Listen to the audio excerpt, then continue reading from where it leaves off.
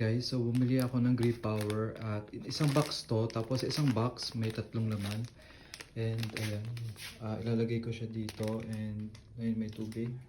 So ang sabi ay kailangan mga full na water. Kumbaga pupunuin yung itong tub, tapos after na mapuno, ilalagay ito and maghihintay lang ng 5 minutes, and then after ng 5 minutes na mapaikot, ang gagawin naman ay 1 hour na maghihintay na nakababad. So yun ang gagawin natin.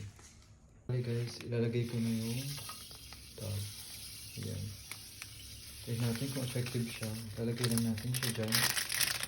And then, lagay lang natin. Okay siya.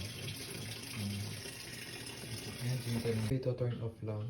Patayin natin. Okay. Tingnan natin kung may nagganap ba. Wala pa. Ay! Grabe guys, oh. Tingnan nyo. Ayan. May mga nakalutang na. Grabe. Ayan, oh. Kita nyo? Galing! Ayan. Ayan.